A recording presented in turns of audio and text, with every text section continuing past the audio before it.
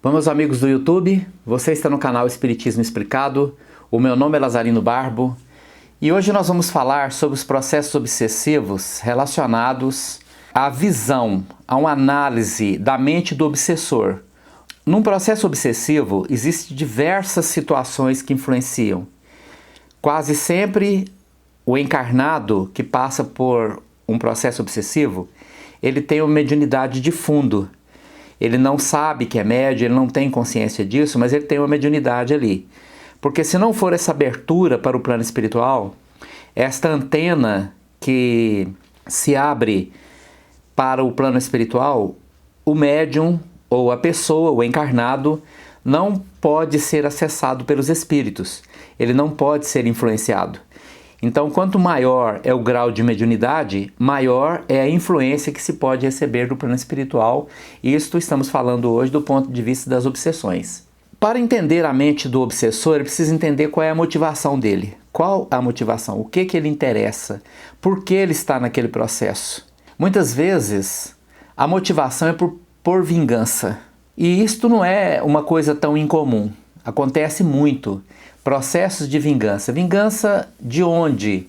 Muitas das vinganças que surgem do plano espiritual, espíritos vingativos, vêm de alguma situação destrutiva em outras vidas. Espíritos que se mataram, espíritos que foram perseguidos ou perseguiram, espíritos que dizimaram famílias, espíritos que têm a motivação da vingança por condições de mortes, crimes, assassinatos, traições, vinganças, enfim. O Jesus ele teve uma afirmação muito interessante que ele diz assim: reconcilie-te com teus adversários enquanto estão a caminho. A não observação desta advertência de Jesus pode levar a situações muito graves em outras vidas. E isto pode acontecer de ter situações extremas, né? Como é o caso de processos obsessivos tão arraigados que são delineados no plano espiritual, espíritos que se perseguem lá no plano espiritual, retornam para o mundo físico e continuam estas situações em que espíritos são vitimados pela obsessão antes de nascer e depois nascem com perturbações que perduram por uma vida inteira. Aí uma motivação que é a motivação da vingança, né? Existe a outra motivação, que também é muito comum, que é a motivação dos vícios. Pessoas que são dependentes químicos e desencarnam por conta da dependência química, é o alcoolismo que a pessoa não consegue vencer, é a droga química de qualquer natureza que a pessoa não consegue vencer e ele morre por uma overdose ou morre perturbado por aquela dependência química. Normalmente ele chega no plano espiritual e o corpo físico morreu, mas a consciência permanece e esta consciência está subjugada pela droga. E o perispírito da pessoa está saturado dessa droga.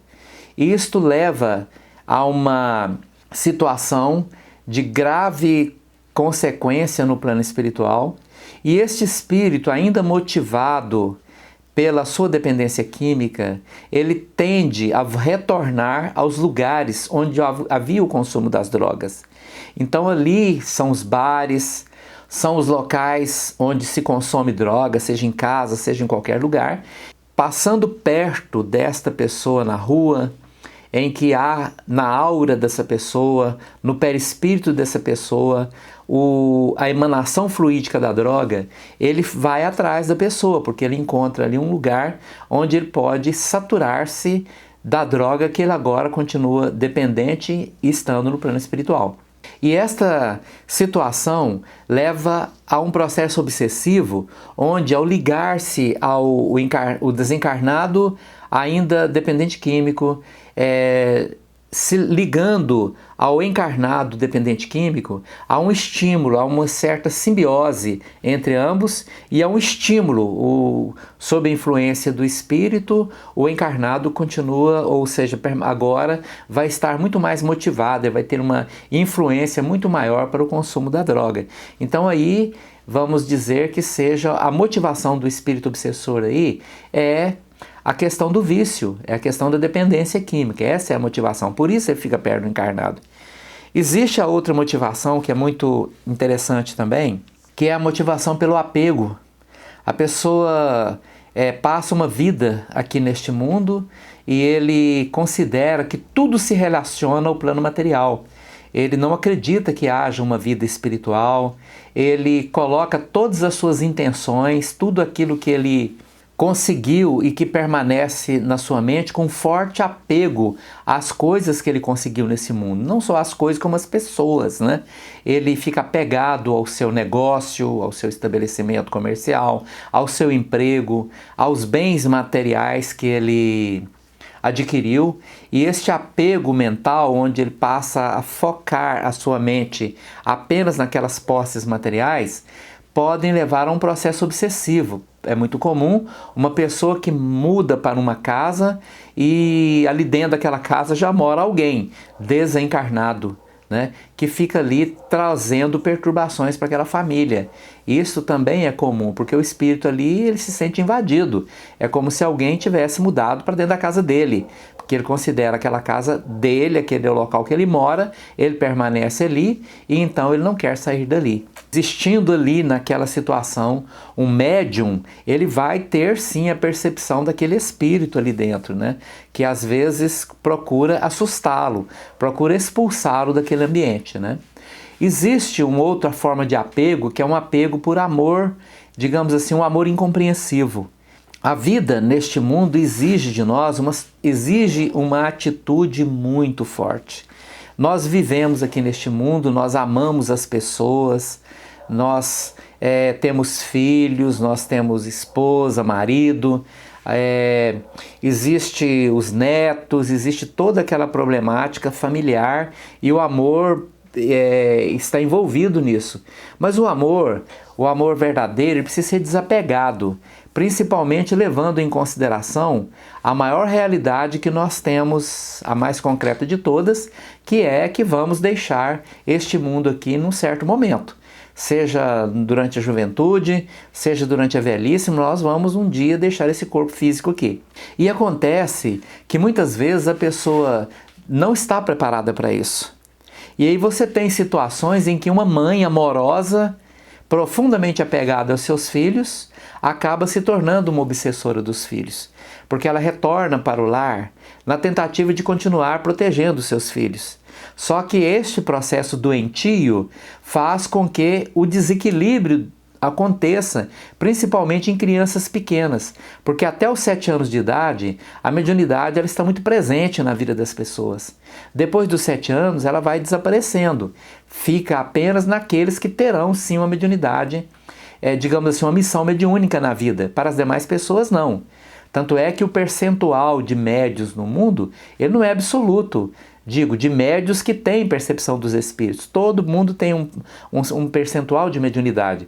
Mas aqueles que têm uma percepção clara dos espíritos, do mundo espiritual, são poucos, é uma parte pequena, né? E os fenômenos que acontecem, são poucas pessoas que percebem.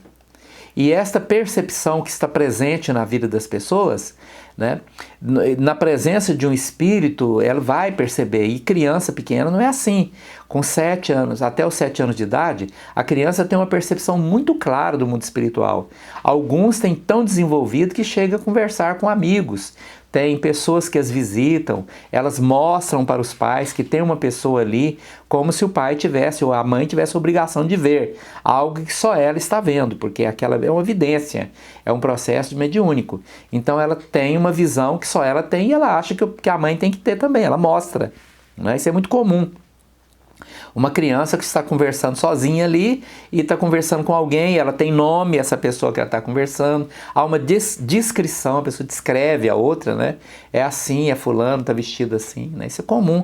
E quando uma pessoa volta do plano espiritual, motivado por um apego dessa natureza, ela permanece ali na sua casa e transmitindo o seu processo de perturbação para as crianças. Aí você tem a criança que adoece, a criança que não dorme, a criança que vê fantasmas, a criança que vê vultos, né? Então a motivação do espírito obsessor nesse caso não é vingança, não é vício, é o apego. Porque quando nós sairmos desse mundo aqui, nós não podemos olhar para trás. Não pode olhar para trás. Seja o que for, é extremamente doloroso. É a situação, por exemplo, da mãe aí em plena juventude que morre e deixa as crianças pequenas, né? Imagina o desespero dessa mãe. Mas ela não pode olhar para trás, porque se ela olhar para trás e ela retornar, ela vai causar uma série de transtornos na vida das pessoas que ela mais ama, né?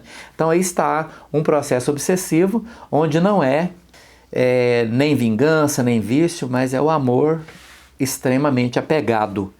E nós precisamos nos preparar para isso. A nossa cultura ocidental, ela não prepara as pessoas para a morte, né?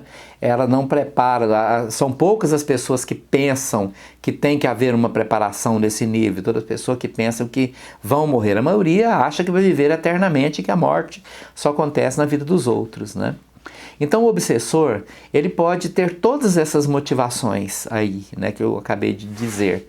E quando ela se liga ao médium, ela pode se ligar intencionalmente ou sem intenção. Às vezes ela não tem intenção.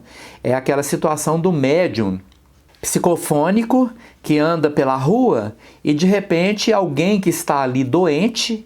Então você tem uma outra motivação, que é o alívio. O espírito está buscando o alívio de seus males, de suas dores. Ele não tem intenção de fazer mal, às vezes ele está até inconsciente. Ele nem sabe o que está acontecendo com ele. Ele está andando pela rua de uma maneira perturbada, como uma pessoa passando por um processo de perturbação.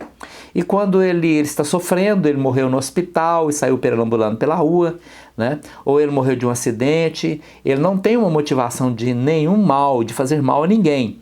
Mas ao aproximar-se do médium, ele então transmite um pouco do seu sofrimento, da sua energia para o médium, e ele passa a andar junto com aquele médium e pelo motivo que ele se sente aliviado. Ele não é uma má pessoa, ele não está fazendo mal a ninguém, mas ele está vivenciando um processo de alta perturbação e a presença do médium, então, alivia os seus sofrimentos. Por isto é que quando você pensa em desobsessão, você tem que levar em consideração os dois lados, né? Quando uma pessoa chega no centro espírita, o encarnado, porque o encarnado é o que procura o centro espírita, porque para ele é mais fácil. Num processo de vingança, por exemplo, o encarnado ele não vai se lembrar, ele não vai saber do que motivou aquela perseguição, o que trouxe aquele espírito perturbador para a sua vida, e ele está perseguindo porque tem ódio dele, tem raiva dele, não sabe os porquês. Porque quando nós mergulhamos no corpo físico, quando nós nascemos aqui, as nossas lembranças, elas desaparecem para que nós tenhamos a oportunidade de um novo começo. Esse é o motivo. Nós precisamos ter um novo começo. Nós não podemos consertar o passado, mas nós podemos sim ter um novo começo. E esta oportunidade do novo começo, a vida, a reencarnação nos dá essa oportunidade. Mas esta oportunidade do novo começo só existe porque nós esquecemos do nosso passado. E as coisas cujas consequências, as situações que nós criamos no plano espiritual, cujas consequências retornam para a nossa vida, retornam de forma muito atenuada. Primeiro porque o corpo físico é um amortecedor vibratório, nós não percebemos com intensidade extrema nada aqui. No plano espiritual é tudo mais intenso. E aqui quando uma pessoa desse jeito chega num centro espírita, a espiritualidade, que são os trabalhadores espirituais que estão em torno das casas espíritas, vão trabalhar a mente dessa pessoa, levando em consideração tanto o encarnado quanto o desencarnado. O desencarnado precisa ser amparado, protegido, esclarecido, para que a única solução definitiva para a vida de ambos seja efetivada, que é o perdão. O perdão é a única solução definitiva. Sem o perdão não há solução definitiva. Porque os espíritos não são obrigados a tomar atitudes, eles podem ser convencidos. Não há como uma reprogramação da mente do espírito para que ele de repente pare de pensar ou de agir de uma maneira. Ele precisa ser convencido, e a espiritualidade leva este espírito obsessor para o plano espiritual, porque agora ele teve acesso a um centro espírita, né? Então ele fica acessível às influências do plano espiritual, que ao acessá-lo, eles podem então trabalhar na mente dele um processo de convencimento, para que ele possa esquecer, para que ele possa recomeçar a sua vida, para que ele possa perdoar. E no plano de vista do encarnado, é preciso que ele tenha uma mudança de vida, uma mudança de maneira de pensar, de maneira de agir, né, para que ele possa também se proteger. Porque só é possível o processo obsessivo quando há uma conexão. Essa conexão é por afinidade vibratória, onde espíritos, digamos, desequilibrados, encarnados, atraem espíritos desequilibrados, desencarnados. Ou por uma questão mediúnica. A mediunidade, ela cria esta afinidade natural. E o médium, então, passa a ser objeto destes processos todos. Mas o espírito obsessor, seja qual for a sua motivação, seja aquela mãe, aquele pai de família, aquela pessoa amorosa, o marido que desencarnou e volta para perto da esposa, a esposa que desencarnou e quer ficar perto do marido porque ela ama, ela tem ciúme, ela não quer que ele se afaste dela. Estas pessoas são protegidas no plano espiritual, elas são amparadas no plano espiritual. Aí você pergunta, por que não foram antes? Por que só depois disso é que foram? Porque há um grave problema que limita a ação da espiritualidade diante dos espíritos motivados pelo monopensamento. Em vídeos anteriores nós falamos sobre isso, sobre o monopensamento.